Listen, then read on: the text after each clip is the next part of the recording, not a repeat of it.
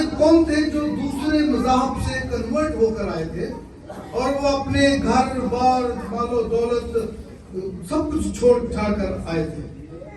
तो वो एक जगह इकट्ठे थे, तो बहुत ज्यादा वसाइल उनके पास नहीं थे और पौलुस रसूल जो है वो कलीसियाओं से चंदा इकट्ठा कर रहा है, फंड्स इकट्ठा कर रहा है यरूशलेम में रहने वाले मुकद्दसीन के लिए जो मुश्किल हालात में रह रहे हैं। तो हर एक कलीसिया से जो पौलुस है वो फंड इकट्ठे कर रहा है। जब बारी आई मकदूनिया की कलीसिया की, दूसरा ग्रंथी उसका 6वां बाब 8वां बाब आप घर जाकर पढ़ सकते हैं। मकदूनिया की कलीसिया नहायत पसमानदा कलीसिया, गरीब कलीसिया। तो पौलुस ने उस कलीसिया से चंदा लेने का फैसला, चंदा ना लेने का फैसला किया। उसने कहा कि मैं इस गरीब कलीसिया से चंदा नहीं लूंगा।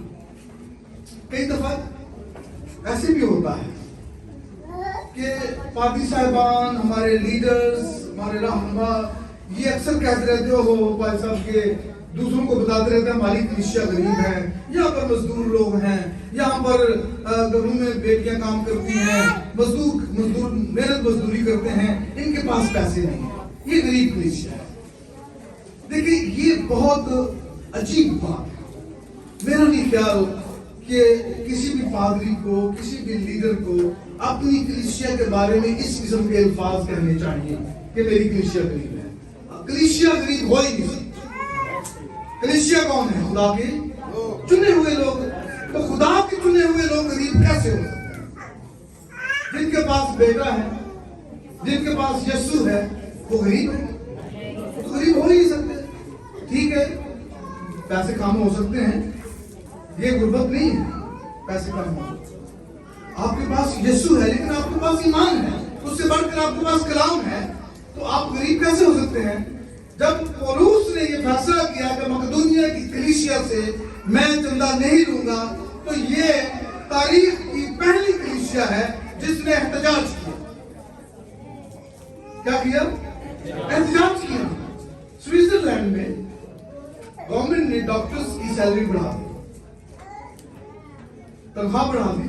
हमारे यहाँ तो बाकायदा तौर पर हड़तालें होती है ना कि हड़ताल की है गवर्नमेंट के खिलाफ, यदि तनख्वाहें बढ़ाई है हमारी। लेकिन स्विट्जरलैंड में गवर्नमेंट ने डॉक्टर्स की तनख्वाहें बढ़ा दी तो डॉक्टर्स ने एहतजाज किया, डॉक्टर्स ने हड़ताल कर दी कि भाई क्यों हमारी तनख्वाहें क्यों बढ़ा दी? हम तो खुश हैं।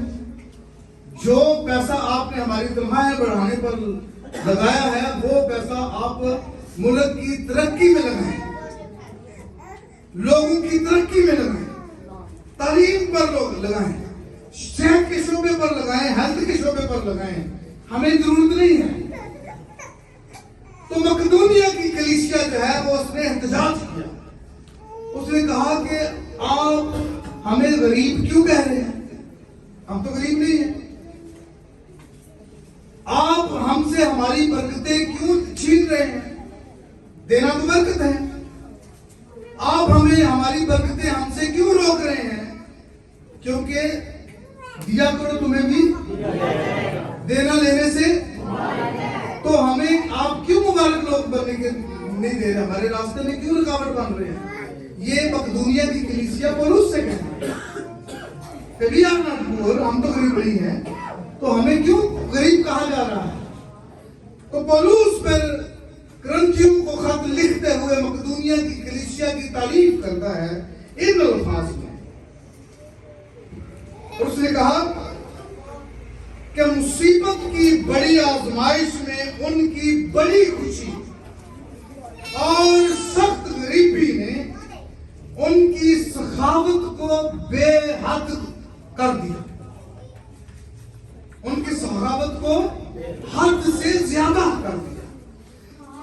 इसका मतलब क्या है कि अपनी इस्तात से बढ़कर जितना वो दे सकते थे उससे भी कहीं ज्यादा उन्होंने दिया। लिखा है कि उन्होंने मकदूर के मुआफिक बल्कि मकदूर से भी ज्यादा अपनी खुशी से दिया।